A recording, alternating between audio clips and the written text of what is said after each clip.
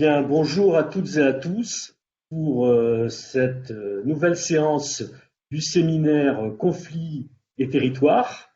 Et aujourd'hui, avec une invitation tout à fait spéciale, il s'agit de Pierre Guibentif, qui est le co-directeur de la Maison des sciences de l'homme de Paris-Saclay, qui nous appuie et qui nous soutient depuis plusieurs années. Et j'avoue que j'avais lancé un petit défi à Pierre en tant qu'ancien directeur, qui était de lui dire, bah écoute, est-ce que tu voudrais pas venir discuter avec nous des questions de conflit et de territoire? C'est pas obligatoirement le cœur de ton approche. Et très gentiment, il a répondu à à ce défi. Donc je le remercie, j'en suis extrêmement heureux.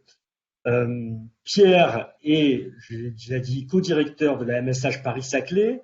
Il est professeur titulaire à l'Institut universitaire de Lisbonne et chercheur au laboratoire Dynamia CETIUL, qui est un centre d'études du changement socio-économique et du territoire, qui co-dirige. Ses recherches et ses publications portent sur la sociologie du droit et les théories de la société. Il est également coéditeur de la Zeitschrift für Sociologie, vice-président du Research Committee on Sociology of Law de l'Association internationale de sociologie, membre de la coordination du comité de recherche des études socio-juridiques, sociologie du droit, de l'Association internationale des sociologues de langue française. On voit bien ça, le tropisme entre sociologie et droit, et il a publié de nombreux ouvrages et des articles, juste d'en citer un, en 2010 chez LGDJ dans la collection Droit et Société, un ouvrage intitulé Foucault, Luhmann, Habermas, Bourdieu, une génération repense le droit. Donc, je lui laisse directement la parole et merci beaucoup Pierre et à toi de jouer sur les conflits et territoires au-delà de l'anthropocentrisme.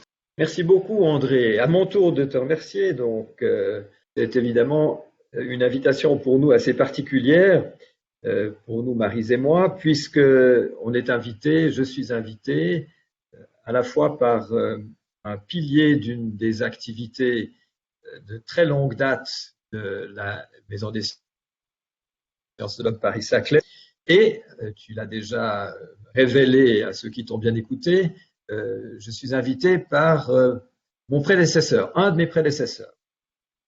Donc, ça me met en situation de faire au fond deux choses. Le responsable du séminaire, au responsable du séminaire, je lui dois mieux situer de mon point de vue le séminaire Conflits et territoires dans les activités de la MSH. C'est un exercice qui vaut la peine d'être fait par un tiers. Et puis, à mon prédécesseur, évidemment un intérêt particulier à saisir l'occasion de cet exercice pour m'interroger aussi sur la nature, au fond, de nos activités de MSH, du travail que nous faisons comme Maison des sciences de l'homme et plus particulièrement comme direction de la Maison des sciences de l'homme, tu l'as bien dit, direction que je partage donc avec Maryse Bresson. Et donc, ce sont les deux choses que je vais faire. Je vais situer la thématique du séminaire dans plus largement les thématiques de la MSH et à cette occasion m'interroger sur ce que nous faisons comme Maison des sciences de l'homme. Et je vais le faire, ça je vais quand même encore préciser, avec un statut un peu particulier parce que naturellement je suis donc directeur de la Maison des sciences de l'homme avec Maryse Bresson et c'est clair que ce statut de directeur situe naturellement d'abord et puis me motive. C'est clair que je ne dirais pas ce que je vais dire si je n'étais pas à la direction de la Maison des sciences de l'homme. Mais en même temps, je tiens à dire que je ne m'exprime pas en tant que membre de la direction de l'homme, mais en tant que chercheur qui tient à tirer parti de ce moment pour échanger avec d'autres chercheurs. Je vais donc en fait diviser mon intervention en deux temps. Dans le premier temps, je vais faire très précisément ce que je viens d'annoncer, c'est-à-dire situer la thématique conflit et territoire et les axes thématiques de la dans les axes thématiques de la MSH. Et dans un deuxième temps, je vais approfondir brièvement les notions de conflit et territoire à la lumière d'une notion qui est au fond transversale à tout ce que fait la Maison des sciences de l'homme dans son état actuel. Je vais maintenant partager mon écran, d'autant plus que je ne vois qu'un écran noir devant moi, donc je partage une minute. Voilà. Voilà. Donc ce que je vous annonçais, c'était que je vais donc successivement situer la thématique confiée territoire dans celle de la MSH et ensuite opérationnaliser en mettant au premier plan cette notion d'anthropocentrisme qui est au fond transversale à tout ce que nous entendons développer à la MSH. D'abord, situer la problématique conflit et territoire dans les axes thématiques de la MSH Paris-Saclay m'oblige au fond à préciser un tout petit peu en quoi consistent ces axes thématiques et à quoi ils servent. Et je vais donc brièvement exposer en quoi consistent ces axes, ce qu'ils permettent de faire, ce que c'est comme outil. Ensuite, montrer quel est le contenu concret de ces axes et puis situer enfin conflit et territoire.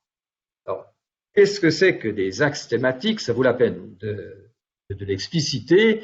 Nous avons donc une maison des sciences de l'homme qui travaille, qui est installée dans un contexte où existe un grand nombre de laboratoires, une quarantaine en l'occurrence, qui mènent leur activité de recherche et nous avons la mission d'animer, de contribuer à l'animation des recherches de ces laboratoires. Et nous le faisons par le moyen d'axes, c'est-à-dire que nous émettons des appels à projets auxquels les laboratoires répondent et au fil de leurs réponses, ils dessinent des thématiques que nous allons pouvoir, qui ont été, par nos prédécesseurs, qui ont été regroupées, caractérisées au moyen d'un nombre limité d'axes thématiques. Et ces axes thématiques, ensuite, vont inspirer le travail des laboratoires qui pourront, au moment où nous aurons des appels à projets, justifier de leurs propositions en se référant à ces axes qui éventuellement pourront les inspirer dans l'identification de leurs thèmes de recherche. Et à mesure que les laboratoires répondent à nos appels à projets, les axes gagnent en substance, deviennent plus concrets. Une fois qu'ils sont formulés, ces axes ont en fait encore une autre virtualité, c'est qu'ils permettent de mieux faire connaître ce qui se passe sur le périmètre de la Maison des sciences de l'homme, d'identifier publiquement les activités de recherche.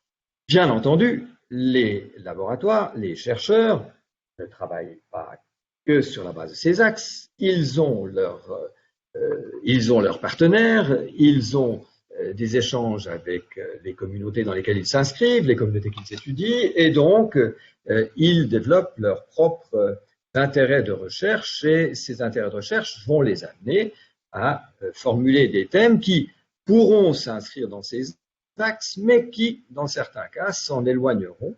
Et donc, nous allons devoir, à la MSH, suivre ces propositions autres et nous interroger sur la pertinence des axes et éventuellement les reformuler. Et dans ce travail de reformulation, nous allons, bien entendu, avec le conseil scientifique de la MSH, avec les responsables animateurs d'axes, avec les directeurs de laboratoire de notre périmètre, nous allons, en tirant parti autant que possible aussi du débat qui se déroule bien au-delà de notre périmètre. Et au moment où nous disposons de ces axes, qu'est-ce que nous sommes aussi en mesure de faire, à part le fait que nous pouvons éventuellement orienter le travail qui se déroule sur notre périmètre? Nous allons disposer d'une base pour apprécier de manière critique ce que nous faisons. Je suis sociologue du droit et donc je suis intéressé par aussi l'aspect normatif des choses, y compris l'aspect normatif de notre travail de scientifique. J'ai quelques hésitations à reprendre de manière trop simpliste la division entre le politique et le savant qu'on emprunte à Max Weber. Je crois que nous ne faisons pas de science sans avoir une certaine politique de la science, et évidemment notre travail scientifique s'inscrit dans la cité, et donc dans le politique, il y a donc des liens entre science et politique, des liens entre le cognitif et le normatif dans notre travail, et il m'intéresse de situer plus précisément des lieux normatifs de notre travail, et dans ce schéma, vous en verrez deux en particulier. Naturellement, le fait que nous fournissions une référence d'orientation à une certaine teneur normative, et le fait que nous nous dotions d'un moyen de réflexion critique nous engage à la réflexion critique. Ceci pour situer de manière un peu abstraite le mécanisme des axes. Dans le cas de la MSH Paris-Saclay, et comme je viens de le gérer avec mon schéma, le travail mené par les laboratoires membres a pu être systématisé récemment d'ailleurs, pas par nous, je tiens à le dire, en trois axes, numérique et humanité, environnement, territoire et santé, transition et innovation, ceci étant un axe transversal aux deux précédents. Sans plus les commenter, je vais montrer comment ces axes ont encore gagné en substance à mesure que nous sommes entrés dans notre travail de direction au fil de l'année qui s'est écoulée. En effet, nous avons assez rapidement une idée un petit peu plus concrète de ce travail sur les axes, le nombre de projets labellisés qui leur correspond. Nous avons été très rapidement interpellés pour prolonger un partenariat qui avait déjà fonctionné sous la direction d'André Thor avec Data IA, qui nous mettait au défi de placer au cœur de nos activités l'intelligence artificielle et les rapports entre les SHS et l'intelligence artificielle. Très rapidement, au moment de notre entrée en fonction, au début de l'année dernière, l'année 2020, nous avons été interpellés par l'Université Paris-Saclay pour nous associer aux efforts de l'Université Paris-Saclay de répondre à la crise sanitaire avec les autres institutions d'enseignement supérieur. Ce que nous avons cherché à faire en menant une recherche propre, à laquelle nous avons été vivement encouragés par le réseau national des maisons des sciences de l'homme auquel la maison appartient, qu'elle s'inscrit lui-même dans une initiative plus large du CNRS et de l'INSERM. Donc, deux thèmes qui, d'une certaine manière, concrétisent de manière beaucoup plus ponctuelle, de manière plus immédiatement liée à l'actualité, les deux grands thèmes numérique et humanité, environnement, territoire et santé, en même temps que la crise sanitaire, peut-être encore plus que l'intelligence artificielle, aussi un petit peu moins brusquement, sont des thèmes que nous rencontrons dans des contextes de transition. Et puis un autre ensemble de thèmes a très rapidement pris de l'importance. L'Université Paris s'est approchée pour nous encourager, nous mobiliser dans des rapprochements avec les autres sciences non SHS, un travail auquel nous avons été également encouragés par le fait que nous avons été abordés par l'Institut Pascal, un institut avec des vocations analogues à celles de la MSH, mais un arrière-plan mathématique, physique très différent du nôtre, et pourtant intéressé à ce que, en partenariat, nous menions notre mission d'animation scientifique, donc les SHS, avec d'autres sciences. Et puis, peut-être que vous êtes naturellement au fait de la dynamique science ouverte qui nous concerne tous et dans laquelle nous avons été impliqués très directement par l'Université Paris-Saclay. Et cette dynamique science ouverte nous oblige à nous interroger sur le rapport entre science et société plus largement. Puis des consultations plus récentes nous ont amenés à voir comment d'autres directeurs d'unité, en convergence avec nos propres intérêts, s'intéressaient à la démocratie plus généralement et la réflexivité scientifique, ce qui dessine donc une constellation de thèmes que je me permets ici de mettre encore brièvement en rapport avec les thèmes que nous avions retenus pour notre propre programme scientifique. L'intérêt maintenant, c'est de redessiner entre ces différents thèmes un ensemble de relations qui, au fond, dessinent deux grands complexes, à savoir, naturellement, tout ça peut être mis en rapport avec les grands enjeux sociétaux qui ont été formulés aussi bien par le CNRS que par le programme Horizon Europe. Ce qui m'intéresse maintenant, c'est de mettre en évidence, au fond, ces deux grands complexes. D'une part, un travail avec de multiples composantes sur, si on pouvait le schématiser, sur les rapports entre l'humain et le non-humain. Il y a à la fois le non-humain naturel et le non-humain généré par l'homme, donné, avec lesquels nous entretenons des rapports qui sont en train d'évoluer rapidement. Et nous en faisons l'expérience critique avec l'irruption du thème de l'intelligence artificielle et avec la crise. Et croisant en quelque sorte cette thématique, il y a une question qui est celle de l'agir des scientifiques eux-mêmes dans ce contexte, un agir collectif dans cette mutation auquel nous participons en tant que chercheurs en SHS, en tant que chercheurs en sciences et en tant qu'élément, en tant que composante d'une société démocratique. Voilà la constellation de thèmes dans laquelle nous opérons, que nous avons été amenés à étoffer, à mieux formuler, si possible, au fil de notre mandat de direction. Comment situer maintenant la thématique territoire, enjeux environnementaux, territoire et confier territoire? Mais les territoires, bien entendu, s'inscrivent directement et ils s'expriment même aux axes.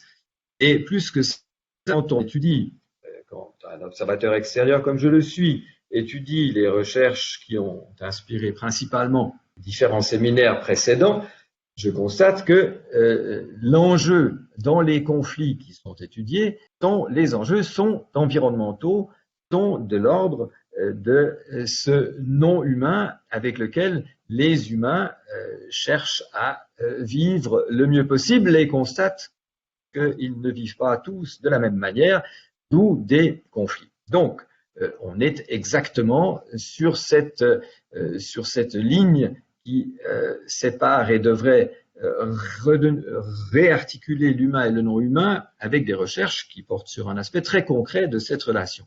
Et par ailleurs, bien entendu, ces conflits sont étudiés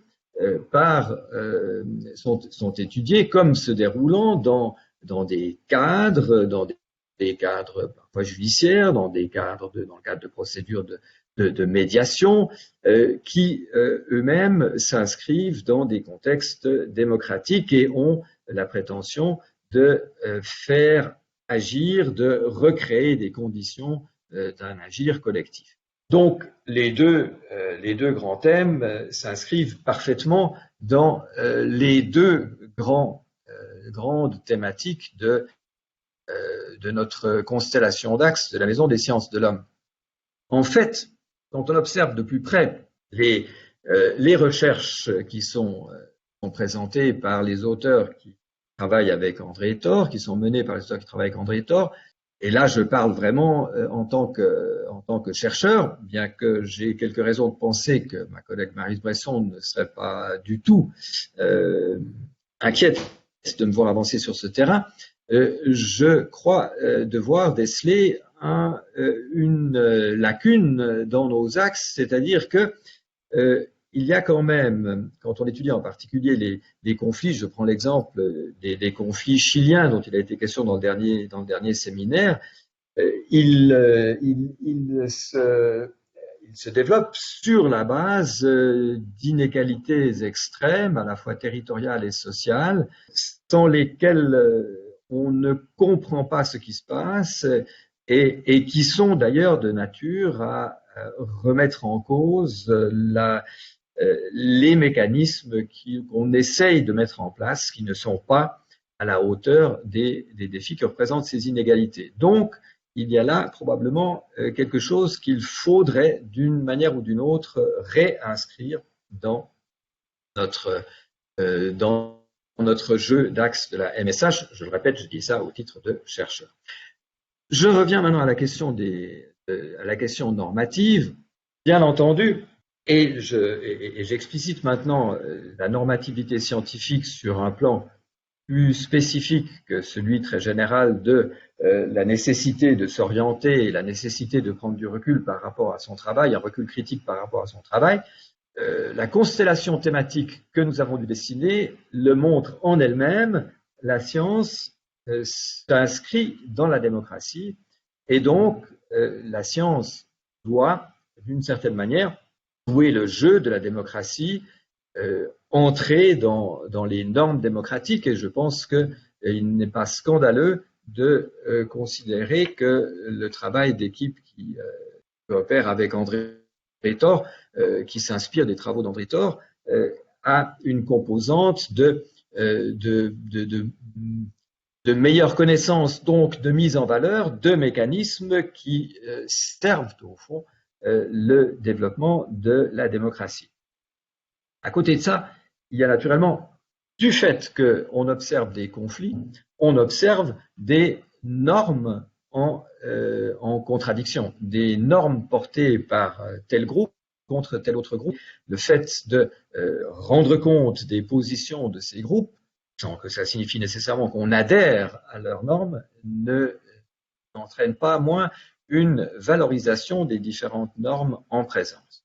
Et puis, on entrevoit évidemment, à travers les travaux, évidemment, ceux qui portent sur le Chili et sur les situations plus extrêmes, nous y amènent plus directement. Le travail sur les conflits qui se nouent autour des territoires nous met en présence de la remise en question de conditions de vie des gens sur les territoires. Qui dit remise en cause des conditions de vie des gens sur certains territoires est bien obligé d'émettre l'hypothèse que les problèmes qui se posent sur ce territoire pourront s'étendre, pourront signifier des risques pour la subsistance de la société, et c'est en effet ce que les crises environnementales récentes nous révèlent. Et à mesure que nous constatons ces questionnements concernant la subsistance même de la société, nous devons naturellement nous demander dans quelle mesure ces constats ne nous engagent pas à prendre des positions plus normatives ou à rendre les décideurs attentifs de manière plus insistante à des décisions à prendre. À partir de la thématique conflit et territoire, on est plus directement amené à s'interroger sur les questions de la subsistance de la société dans son ensemble. Je suis certain que, en suivant notamment les travaux menés au Chili et dans bien des pays, André Thor et ses collègues sont amenés à rencontrer des situations dans lesquelles les recherches qu'ils mènent sur des conflits se heurtent à des obstacles, et selon la nature de ces obstacles, ils pourront éventuellement être amenés à faire des constatations concernant les conditions dans lesquelles ils font leur métier de chercheurs, peuvent le faire, éventuellement ne pourront plus le faire s'ils constataient des circonstances qui rendent improbable l'exercice de leur métier de chercheur. On se retrouverait dans une situation dans laquelle il s'imposerait probablement de faire des constats d'ordre normatif dans le cadre de son travail scientifique. Donc voilà une manière de resituer conflits et territoires dans la constellation thématique de la MSH Paris-Saclay. Brièvement, je vais maintenant reprendre ces deux concepts, territoire, conflit, en donnant un peu plus, en plaçant cette fois-ci l'accent sur ce qui, de fait, apparaît comme, au fond, le grand thème de la constellation thématique de la MSH, les rapports entre l'humain et le non-humain, la transition dans laquelle se trouvent ces rapports, et qui est une transition qui peut au fond être résumée de la manière suivante. Nous assisterions à une nouvelle interpellation de l'humain par le non-humain, à un appel à repenser, à nous repenser de manière moins anthropocentré, en nous pensant humains de manière qui ne soit pas trop coupée des autres réalités dans lesquelles nous nous inscrivons. Et en effet, si l'enjeu est de sortir de l'anthropocentrisme, il y a une réflexion à mener, plus particulièrement à partir des concepts de territoire et des concepts de conflit. Ce qui concerne les territoires, je pourrais au fond partir précisément de l'exercice auquel je viens de me livrer. J'y viens à l'instant. Les territoires, le concept même de territoire d'ailleurs, procède d'un travail particulier sur la terre, sur la nature dans laquelle nous nous inscrivons, un travail qui consiste à cartographier, parcelliser, attribuer, rattacher à des humains ou à des collectivités humaines la terre. Et donc rendre cette terre susceptible d'être l'objet d'activités, des activités les plus diverses et notamment des activités économiques, ce par quoi la terre territorialisée change au fond de caractéristiques et devient essentiellement ce moyen, cet outil, cet objet de l'activité humaine, sa composante non humaine étant entièrement réduite à ce qui pourra être exploité par l'homme.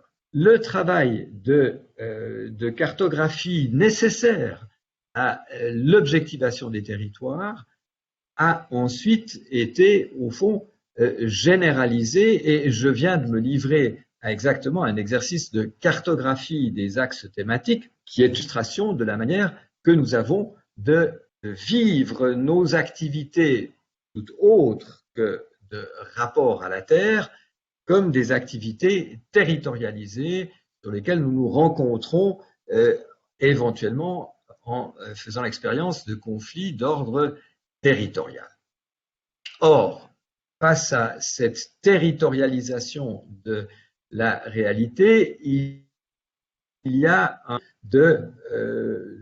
je dirais ici retour à terre pour reprendre des expressions de Latour dans son dernier ouvrage Où suis-je? Il s'agit en effet de retrouver une expérience de la terre, de ce qui nous permet de vivre, ce qui nous produit, au-delà des cartes que nous en faisons et des activités. Nous objectivons cette terre. Il reste à savoir comment le faire. Il y a évidemment une piste qui consiste à impliquer d'autres savoirs que les savoirs scientifiques, notamment l'art, mais il y a un enjeu tout particulier, évidemment, d'impliquer toutes les expériences non spécialisées de la Terre. Mais nous ne pourrons pourtant, je pense, audacieusement contre Bruno Latour, que nous ne pourrons pas, dans les actions que nous allons devoir mener pour retrouver Terre, nous ne pourrons pas nous passer de cartes, à la fois pour organiser notre propre travail, donc ce que je viens d'esquisser à titre tout à fait d'essai, nous obliger de disposer de cartes aussi parce que, et là encore les travaux dont parle André Thor et ses collègues le montrent bien, il s'agit d'agir à des échelles bien plus vastes que là où nous sommes en ce moment et l'endroit dont nous pourrions peut-être nous contenter d'une cartographie plus intuitive. Un aéroport existe parce qu'on invoque des nécessités nationales. Telle région est polluée à proximité de Santiago parce qu'il y a à Santiago nécessité de se débarrasser de détritus, de produire de l'énergie. Et il faut à un moment donné que ce soit à l'échelle du territoire de cette métropole que soient traités les problèmes. Et à un moment donné, il faudra aller au-delà. Or, nous ne pouvons pas travailler à ces grandes échelles sans carte. Donc, le caractère anthropologisant du concept même, au fond, de territoire, est, je pense, clair, d'ailleurs certainement aussi pour les acteurs de ce séminaire. Je rappelle que le concept de conflit, lui aussi, est un concept qui renvoie à une réalité éminemment humaine comme construction qui mérite d'être désanthropologisée. Et là, je me permets de faire un petit détour par les théories des conflits qui ont été systématisées au sortir de la Seconde Guerre mondiale. Je pense aux travaux notamment d'un Louis Koser qui constate de quelle manière les conflits ont cette immense vertu dans les sociétés ouvertes, donc les sociétés modernes par excellence, pensons les sociétés ouvertes, de permettre l'émergence d'acteurs efficaces, de permettre la génération de nouvelles valeurs, de nouveaux modes d'action, exactement ce que André Thor et ses collègues observent dans les conflits qu'ils analysent, avec cependant et je vais à l'exemple essentiel qu'ont présent à l'esprit ces chercheurs, on pense à Dahrendorf aussi, c'est naturellement le conflit entre le travail et le capital, qui s'est effectivement institutionnalisé dans le cadre des États-providence qui sont développés à partir de la Seconde Guerre mondiale et qui a en effet conduit à l'élaboration de formules qui ont pu apaiser, aller au-devant des intérêts des différentes parties humaines à ce conflit, avec cependant un énorme coût environnemental. Il fallait, pour alimenter ces dispositifs, augmenter la productivité et donc exploiter pour un temps les colonies encore et plus tard la périphérie, les périphéries et toutes les périphéries non humaines en particulier, les humains aussi d'ailleurs, pour alimenter le mécanisme résultant des conflits et ayant permis de les conflits. Et donc, il y a apparemment il faut reconnaître qu'il y a cette caractéristique assez particulière du conflit, que d'une certaine manière d'ailleurs un Bourdieu, quand il évoque les champs, a aussi présent à l'esprit ou suggère à ses lecteurs, les parties au conflit se concentrent de telle manière sur l'adversaire en sa qualité d'adversaire humain comme moi, que tout ce qui est extérieur au champ et tout ce qui n'est pas protagoniste disparaît du champ visuel, est négligé et éventuellement maltraité. Et donc, il s'agit de repenser les modes de gestion de nos vies collectives en allant au-delà d'une notion ou d'un mode de conflit qui pose le problème de cette non prise en compte du non humain. La proposition encore de Latour de prendre comme conflit dominant notre réalité actuelle et méritant d'être reconnue comme dominante réalité actuelle entre extracteurs et ravaudeurs a des virtualités évidemment en ce sens. Donc, extracteurs, ceux qui exploitent la planète, qui la considèrent comme un objet qui mérite d'être uniquement, dont il s'agit uniquement de tirer parti, et ravaudeurs qui s'inscrivent dans les contextes qui leur permettent de vivre, qui les réparent autant que possible, qui essayent de restaurer ce qui est restaurable. On a en effet un conflit qui a cette virtualité de porter, de généraliser quelque chose qu'observent André Thor et ses collègues dans tous les conflits qu'ils observent, c'est-à-dire le fait que des parties au conflit s'érigent en partie au conflit au nom d'un non-humain qui serait remis en question, dont la subsistance serait remise en question par leurs adversaires. Et donc le non-humain s'inscrit dans ce conflit. Maintenant, ce qu'on peut, et là je dois avouer que je n'ai pas eu le temps de mûrir suffisamment cette réflexion, mais il y a quand même des raisons de penser que ce conflit, qui d'une certaine manière se joue actuellement dans la confrontation, par exemple, qu'assument des mouvements comme Extinction Rebellion, par exemple, et dans la manière qu'ont de réagir des gouvernements à un mouvement comme celui-là, ce conflit est en cours, mais il y a quelques raisons de penser qu'il fait courir à l'humanité, au fond, un risque qui s'ajoute à celui de l'épuisement des ressources qui permettent à l'humanité de subsister, à savoir une confrontation radicale entre des parts inconciliables de l'humanité qui finalement rendra encore plus difficile, c'est un peu ce qu'on peut soupçonner actuellement, encore plus difficile l'action. Et donc une manière peut-être d'envisager l'avenir et de considérer que heureusement qu'un conflit de cet ordre commence à acquérir des contours puisqu'il clairement les enjeux, mais il ne saurait être le motif d'une organisation institutionnelle profitable. Et là, ça vaut peut-être la peine de travailler sur une ligne que vise en particulier un Antoine Bayeux à Bruxelles, en pariant sur les potentialités du droit dans cette situation.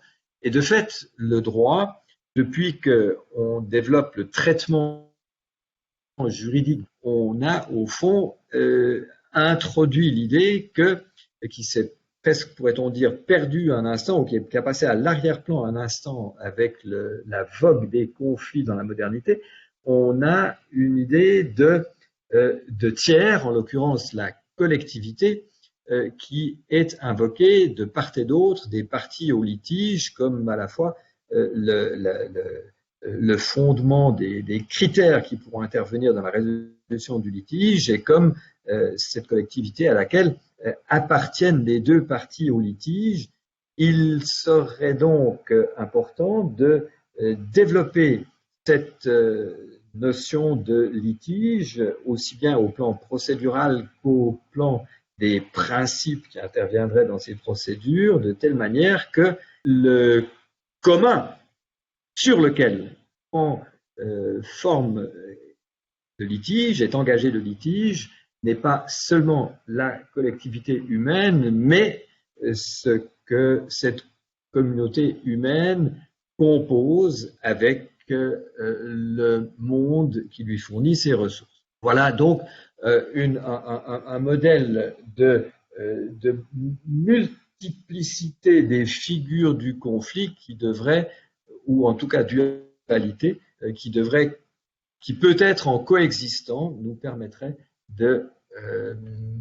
d'évoluer vers une société plus durable, pour employer la terminologie actuellement en vogue. Voilà, je conclurai comme ça en revenant à des considérations plus concrètes. Donc, je venais de dire que pour agir à une certaine échelle, voici la carte que nous avons produite récemment à la MSH pour nous doter, dans la mesure du possible, de meilleurs moyens de nous situer, de nous rencontrer, d'échanger, de coopérer. Mais évidemment, cette carte ne doit pas nous faire oublier le terrain et la beauté du terrain d'ailleurs, et l'occasion peut-être d'ailleurs de nous retrouver en présence de conflits. Il se trouve que par hasard, j'ai eu l'occasion de photographier ce panneau il n'y a pas tellement longtemps, qui d'ailleurs, d'une certaine manière, illustre la façon que les territoires ont d'être repensés, fonctionnalisés, soit comme des lieux de promenade, soit comme des lieux d'inscription d'un cadre de travail bénéfique. Et ce sont peut-être la confrontation de ces conceptions fonctionnalisées du territoire n'est peut-être pas à elle seule une base appropriée pour transformer adéquatement notre rapport terre, comme dirait Latour, et par ailleurs, les rapports entre parties à un conflit, de toute manière, ne sont pas nécessairement aussi les plus favorables à l'issue du conflit. Si les uns qualifient les autres de criminels, on pourra avoir une réflexion sur ce que signifie la qualification de criminel dans un conflit. Voilà quelques réflexions sur un exemple très concret de manifestation conflictuelle sur un territoire qui nous est proche. C'est photographié, je crois, à un petit kilomètre de là où je suis en ce moment. Pour conclure cette intervention, là, les conflits et les territoires, au-delà de l'anthropocentrisme, je vous remercie beaucoup de votre attention et je termine mon partage d'écran. Merci beaucoup, Pierre. Merci pour cet exposé à la fois en termes de réflexion sur la thématique conflit des territoires, et puis également de l'avoir resitué dans les axes de la MSH Paris-Saclay, dans des axes bien, et effectivement dans lesquels on avait essayé nous aussi d'inscrire cette réflexion sur les conflits des territoires sans que ça épuise évidemment toute la richesse des thématiques de la MSH Paris-Saclay, bien entendu. Donc je rappelle aux auditrices et aux auditeurs que vous pouvez poser vos questions dans le chat ou dans la foire aux questions, et donc qu'on attend vos questions. Mais pour l'instant, permettez, je voudrais faire part un petit peu déjà d'une première question première interrogation par rapport à ce que tu as dit, Pierre. Donc, tu as resitué la thématique des conflits dans une dimension très environnementale et aussi avec un lien au sol, à la terre, je dirais, en faisant le lien avec pardon, la qualification de Bruno Latour sur le retour à terre, qui effectivement a tout à fait à voir avec ce type de dimension. Moi, ma première question que je me posais, une question qui est finalement une question sociologue du droit, était de me dire, là, tu as abordé toute la dimension conflits environnementaux etc., et différents types de conflits, mais liés à ça. Et quel est le lien ou quelle est la différence que tu fais entre ce type de conflit et, je dirais, des conflits plus sociaux, qui sont inscrits dans les relations, par exemple, entre groupes sociaux, entre classes sociales. Donc, un de nos prédécesseurs à la MSH s'intéressait beaucoup à ça, bien sûr.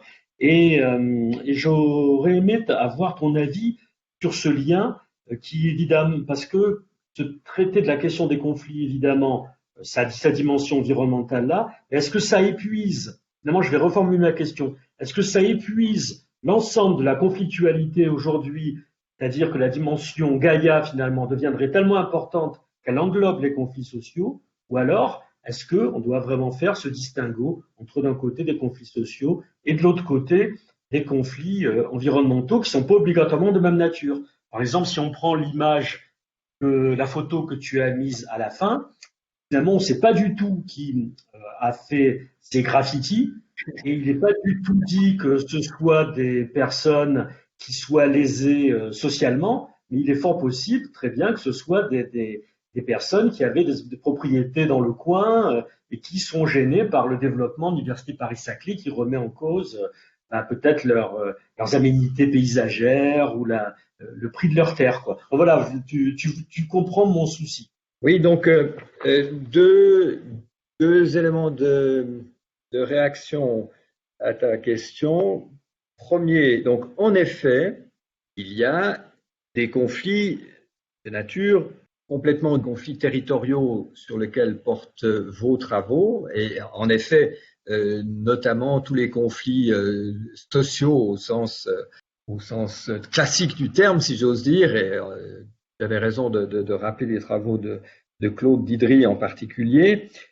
Disons, ce que j'aimerais maintenant, c'est que probablement que ces conflits, que même je dirais tout conflit humain fait courir des risques à l'environnement, plus ou moins sérieux, mais enfin fait courir des risques à l'environnement qui se trouvent d'une certaine manière externalisés du conflit. Je dirais l'intérêt, et il faudrait approfondir le pourquoi de cette virtualité des conflits territoriaux, c'est que justement ce sont des conflits dans lesquels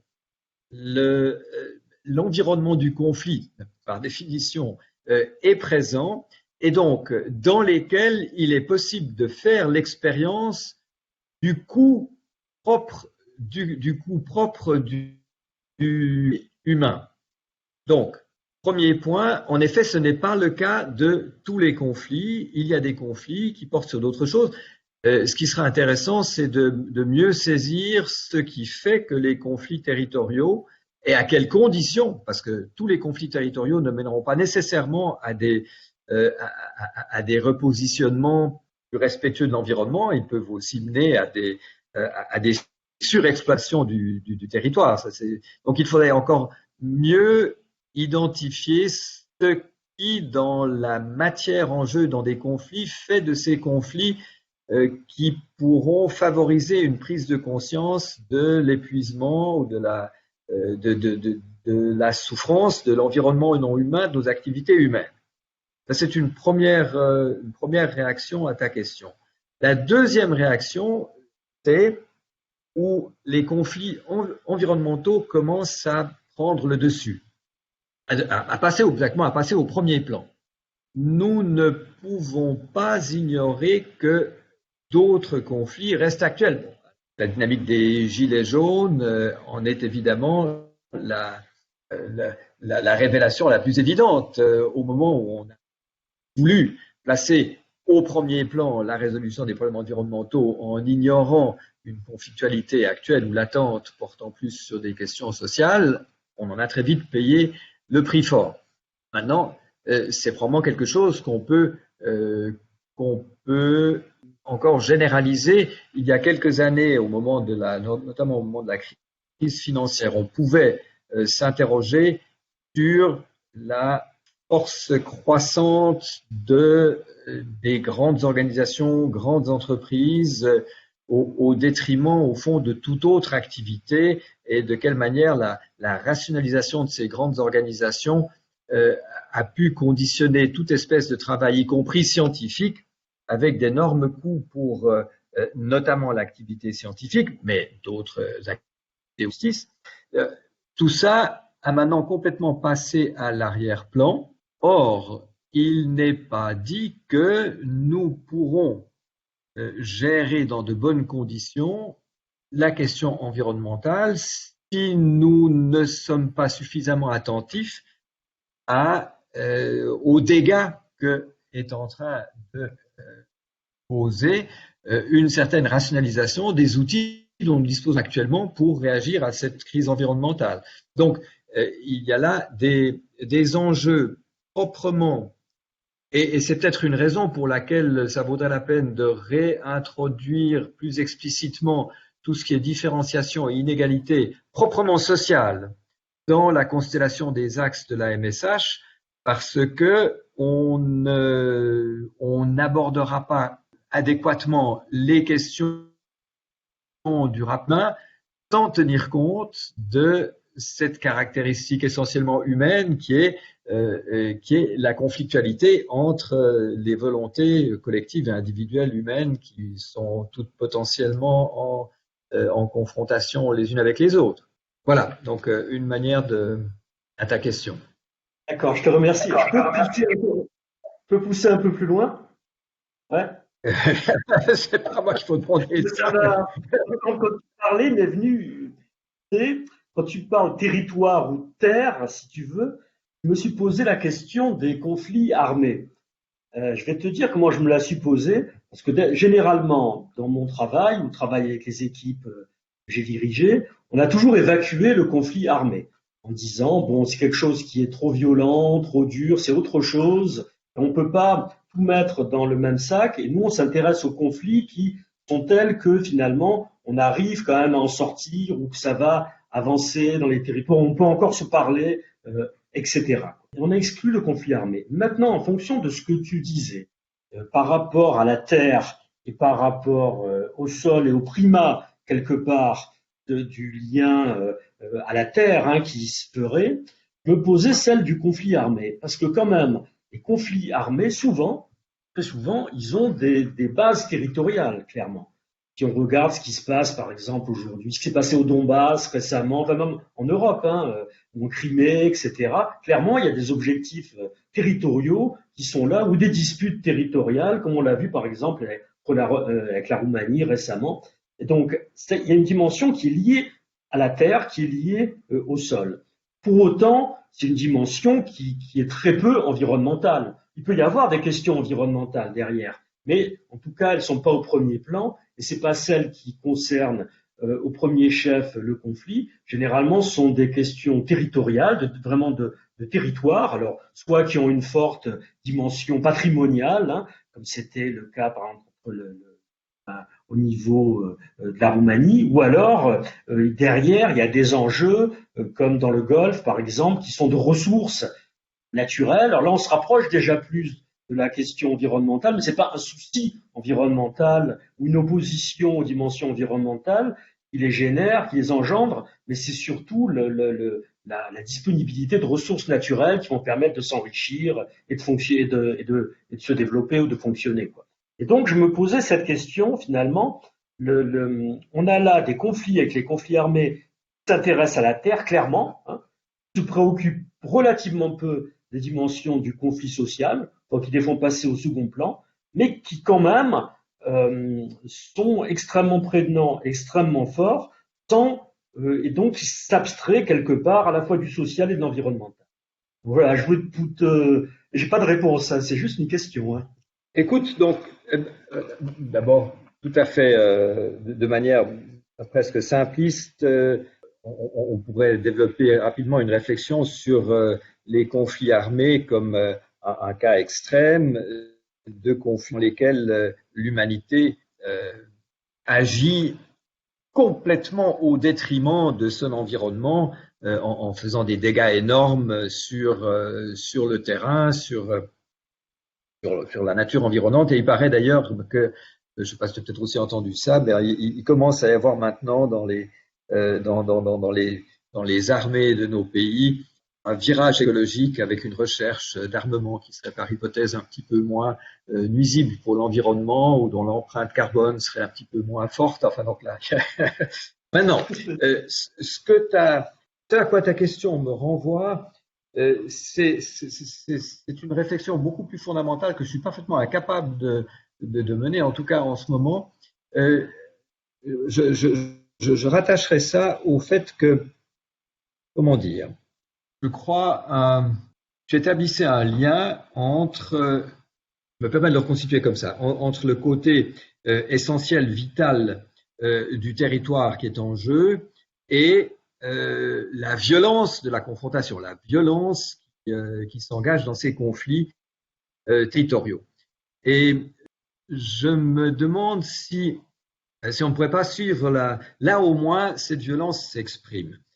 Dans nos sociétés, un auteur qui travaille ça, c'est un auteur allemand, Reemtsma, qui a produit donc un ouvrage Confiance et violence, qui constate que on n'a pas mesuré les effets qu'a eu sur les sociétés modernes l'évacuation de la violence, la canalisation de la violence, le fait que la violence n'est plus quelque chose qui fait partie de notre mode d'action.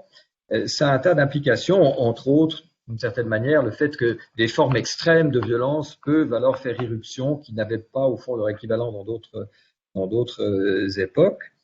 Et je me demande si c'est pas quelque chose il faudrait tenir compte dans nos réflexions sur notre rapport à l'environnement. Une manière, naturellement, de jouer avec ce raisonnement, c'est de dire que la, la, la violence que nous exerçons sur l'environnement est d'une certaine manière une violence détournée de son exercice entre humains.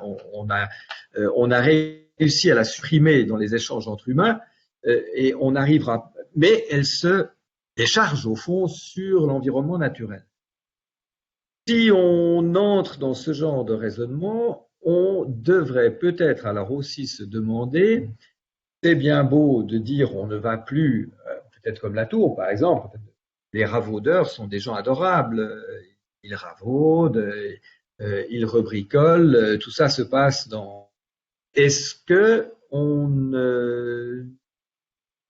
qu'est-ce qu'on est en train d'ignorer en termes de perte d'un mécanisme de compensation qui avait peut-être ses, on va pas dire ses vertus, mais enfin, dont en tout cas il faut surveiller ce qui va se passer au moment où on s'imposera plus de modération à l'égard de l'environnement. Est-ce que ça ne risque pas de donner lieu à d'autres formes de violence, peut-être elles plus interhumaines? On en revient à la confrontation avec les gilets jaunes.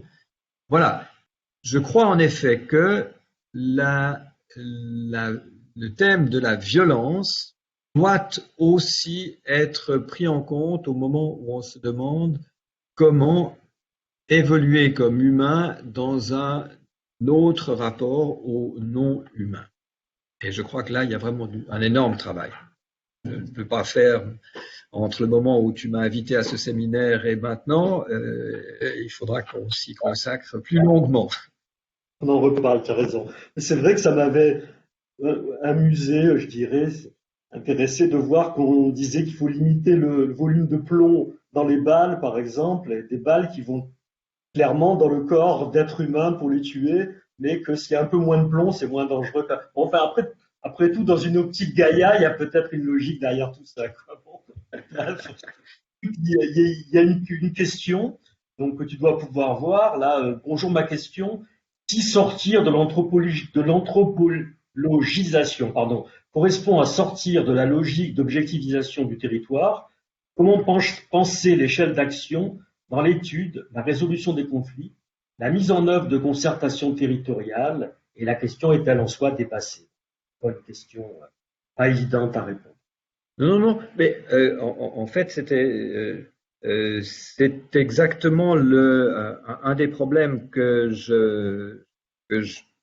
j'ai essayé de poser. Donc, je pense que l'intuition de Bruno Latour, selon laquelle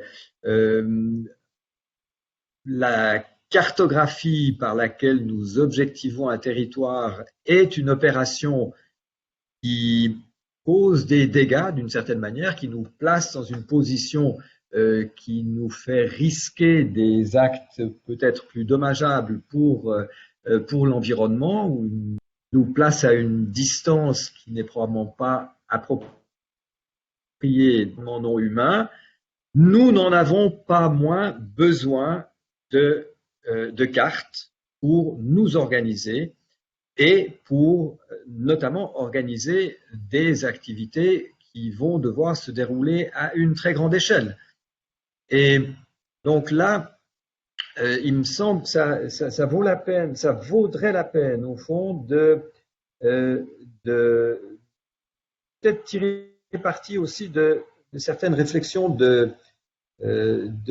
Bourdieu dans les méditations pascaliennes, qui disait que la science procédait d'une raison, ce qu'il appelle cette raison scolastique, qui nous permet de prendre du recul. On se bat d'ailleurs pour savoir lequel prend le plus de recul, avec ce coup, au fond, d'objectiver la réalité sociale, la réalité humaine, mais en attendant, qui nous donne aussi une position à partir de laquelle nous sommes en mesure de faire des analyses qui seront bénéfiques à l'action, qui éventuellement permettront de rétablir certaines notions, d'ailleurs même d'égalité sociale.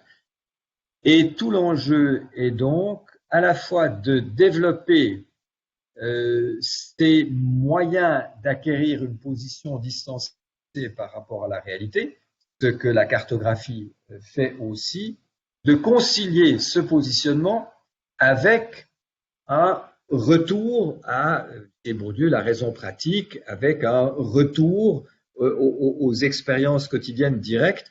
Et au fond, là, on en revient au thème sciences et société, mais au sens le plus fort du terme, c'est-à-dire à la question de savoir comment les connaissances scientifiques des phénomènes, avec leur expérience directe, notamment en matière d'alimentation, en matière de rapport à la nature, en matière d'expérience de l'espace, et d'arriver à faire le pont entre ces expériences directes et le degré extrêmement, niveau extrêmement de modélisation de cette réalité auquel ont abouti les sciences.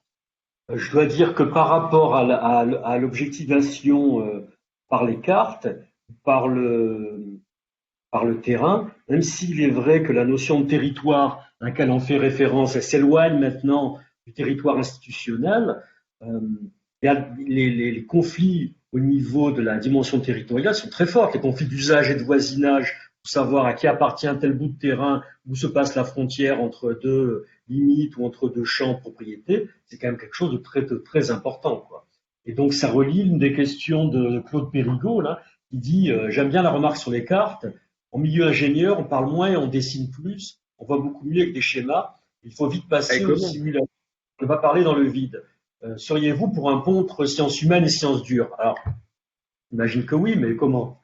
On est en train d'en faire l'expérience. Donc là, je répondrai mieux dans quelques mois.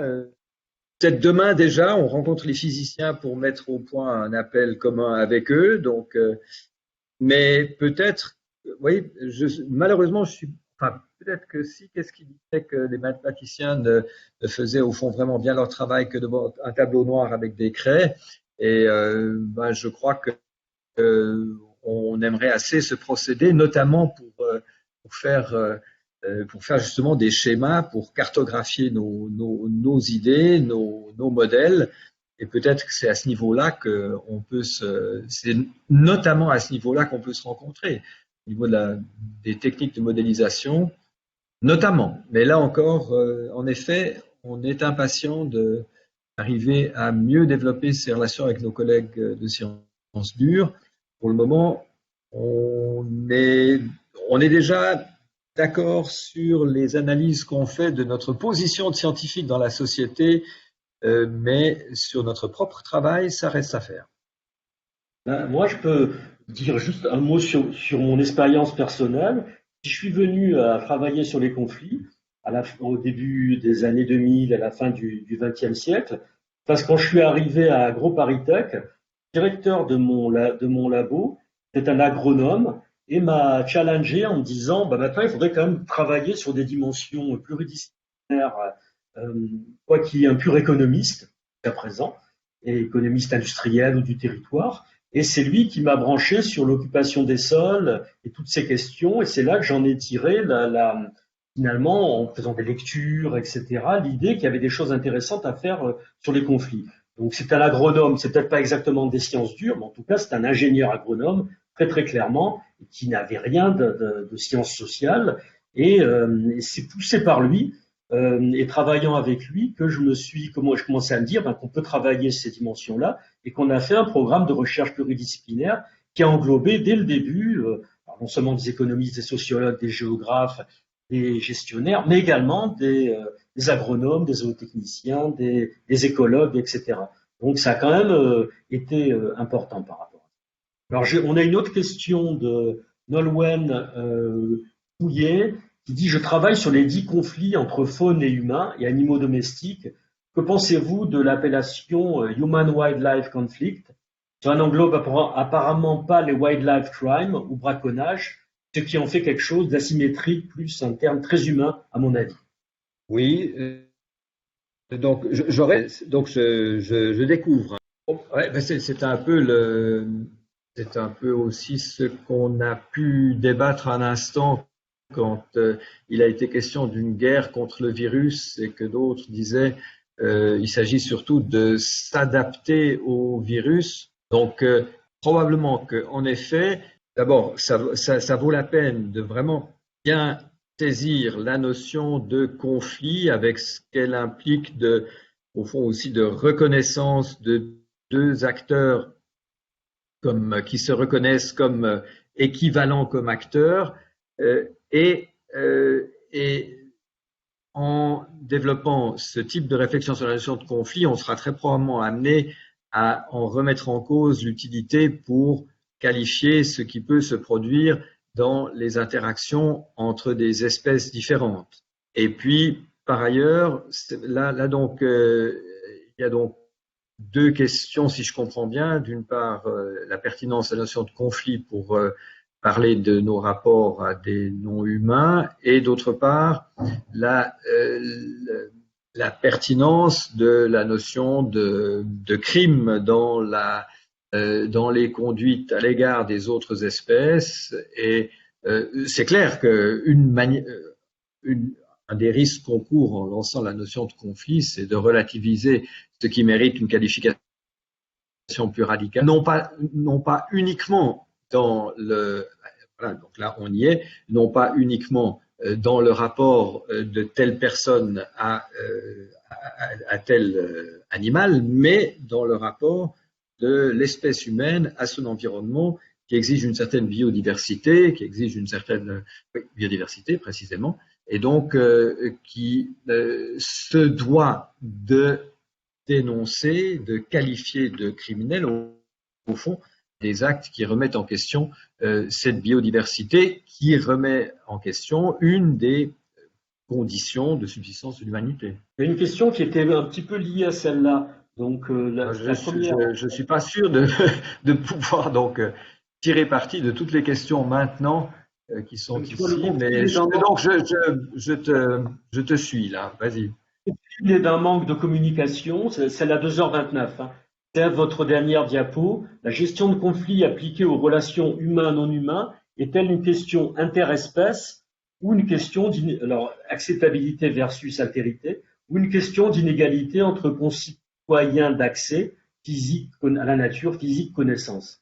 Donc en effet, ce qui me préoccupait plus au moment de préparer cet exposé, c'était la question d'inégalité entre concitoyens à la fois dans leurs connaissances et dans leurs moyens d'action, et comment cette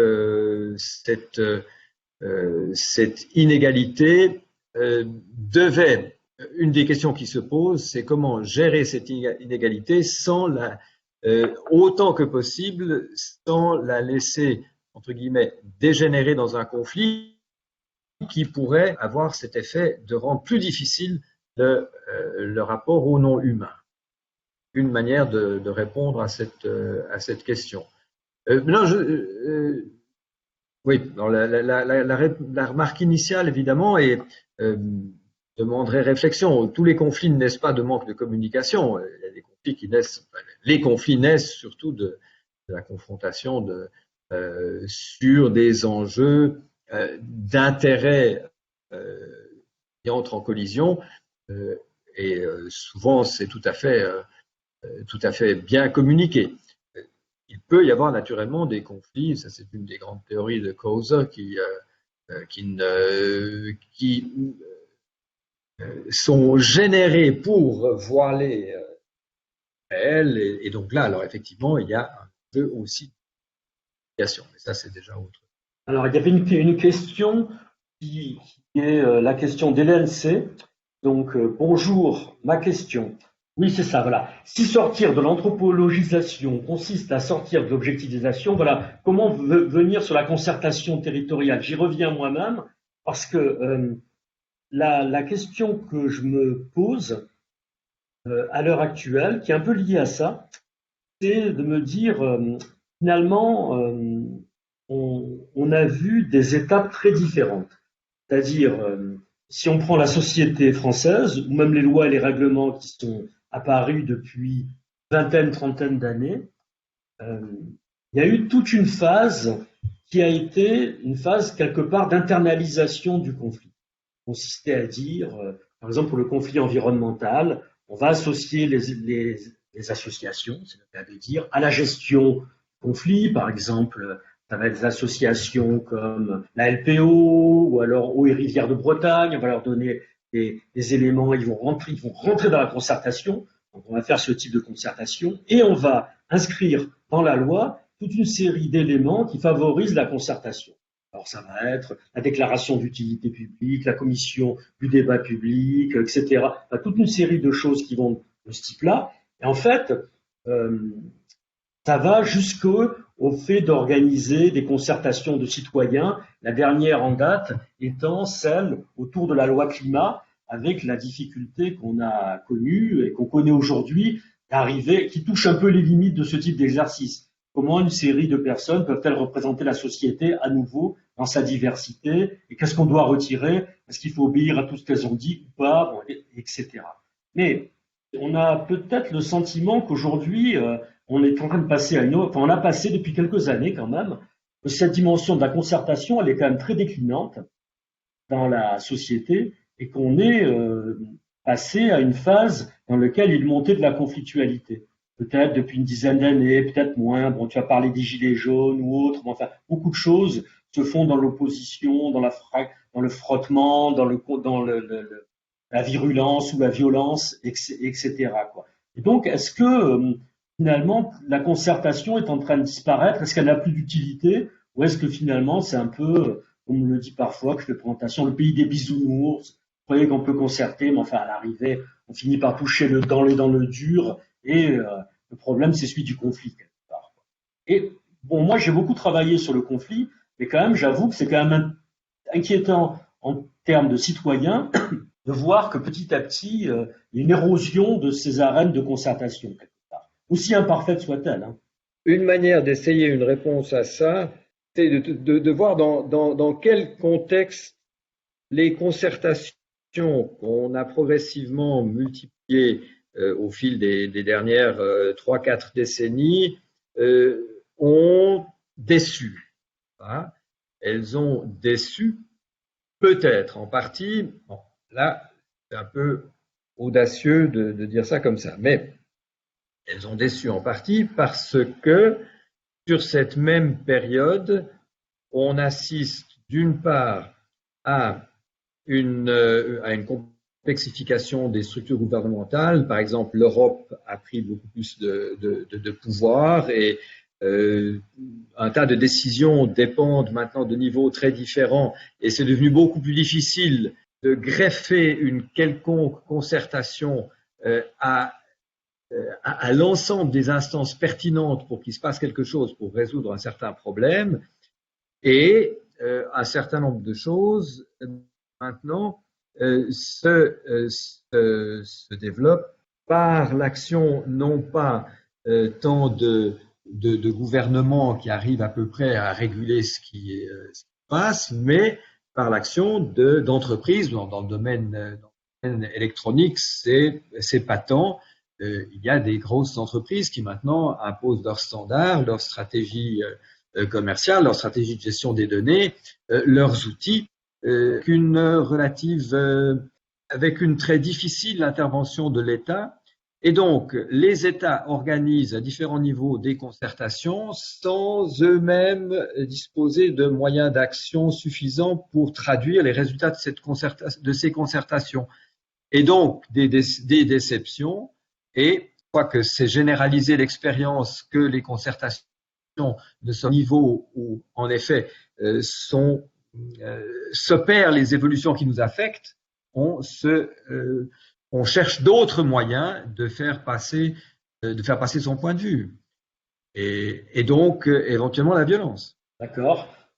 Écoute, je perçois qu'on est presque au terme du séminaire, puisqu'il est 59.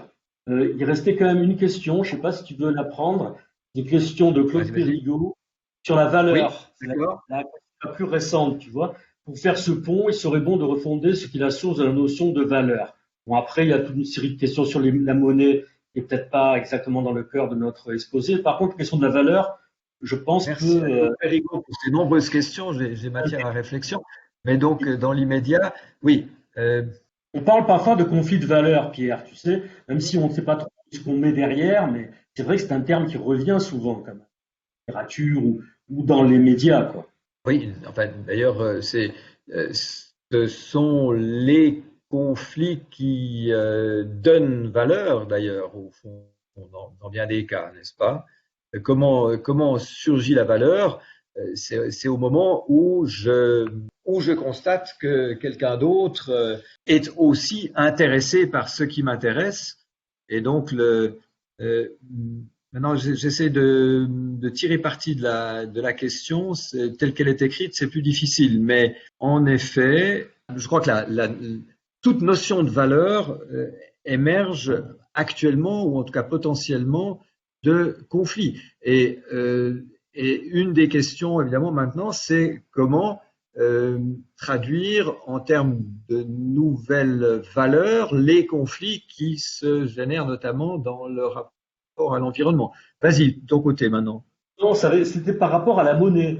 Et c'était une réflexion que je me faisais par rapport à mon passé d'économiste standard, je dirais, il y a très longtemps. Il y a un ouvrage d'Orléans, je crois bien, qui s'appelle La violence de la monnaie, qui était paru il y a une trentaine d'années, et dans lequel Orléans montrait très bien, si mes souvenirs sont bons, que la monnaie n'était pas quelque chose de si irénique ou quelque chose qui mettait que de la concorde entre les gens, mais que finalement, elle était un élément du pouvoir, un élément de la puissance, en particulier, me semble bien, qui parlait, mais j'en suis plus si sûr, de l'importance du dollar, par exemple, dans notre monde, qui était encore plus grande il y a 30 ans, et de toute la violence qui se cachait derrière la dollarisation, et qui était celle d'un État très très fort, de la puissance des États-Unis, quoi, et de ses armes aussi, quoi.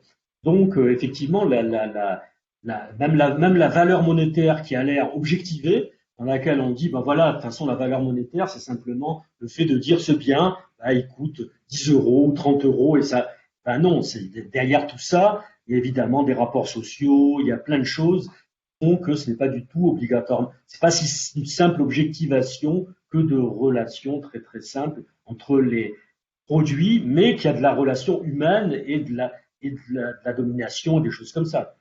Et de la violence, oui, oui, oui, oui, ça nous renvoie de nouveau au thème de la violence. Il y a pas il y a pas de valeur sans violence, et au fond, on a eu une certaine manière de traduire les enjeux des conflits qui amène à ne plus nous confronter avec de la violence physique simple, mais qui génère des dispositifs qui sont violents dans leurs effets.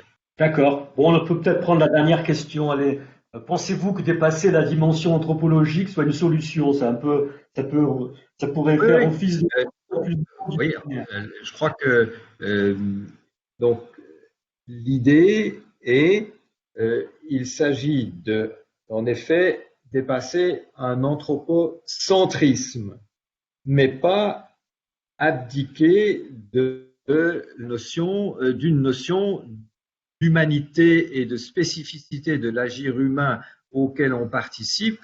Il s'agit de mieux le comprendre, de mieux éventuellement saisir ses potentialités, parce qu'il y en a probablement, sinon on ne ferait pas les métiers qu'on fait, je pense, mais de repenser ses potentialités, ses alliances possibles, son développement dans un cadre qu'on ne prenait pas suffisamment en compte jusqu'à maintenant en s'interrogeant sur ce qui était humain. Donc c'est vraiment pas dépasser la dimension anthropologique, c'est précisément identifier comme une dimension de notre monde, du monde dont nous avons l'expérience, l'anthropologique, parmi d'autres dimensions. Ok, merci beaucoup. Merci Pierre. Et merci tout le monde. Je crois qu'on est arrivé un peu au bout là. On est au-delà de notre timing, en principe. Donc, bon, c'est pas très très grave. On a déjà parlé avant. Je vous remercie toutes et tous d'avoir assisté. Merci beaucoup, Pierre, de la présentation, des discussions. Moi, je me suis beaucoup amusé, ça m'a beaucoup plu. Donc voilà, je le dis, je ménage pas mon plaisir. Merci, merci. C'est un exercice un peu funambulesque, hein, je l'avoue, d'un bout à l'autre. Mais il nous faut ça. Voilà. Donc, Oui, merci. oui, il faut qu'on se décentre un petit peu. Je te remercie beaucoup, Pierre. Merci beaucoup à tout le monde. À une Et prochaine merci à séance. l'assistance et avec beaucoup de regrets que ça se passe en ces conditions. Ce genre d'échange dans une salle, c'est encore autre chose, mais on a pu le faire et c'est ça l'essentiel. Merci beaucoup. Après, mais si jamais vous pouvez aussi contacter Pierre, sans doute par son mail et des choses comme ça pour d'autres questions, hein, bien évidemment. N'hésitez pas. Au revoir, bon après-midi Merci à tous. André, merci à toutes et à tous pour Au votre revoir. attention, pour votre écoute, pour les questions. Au revoir.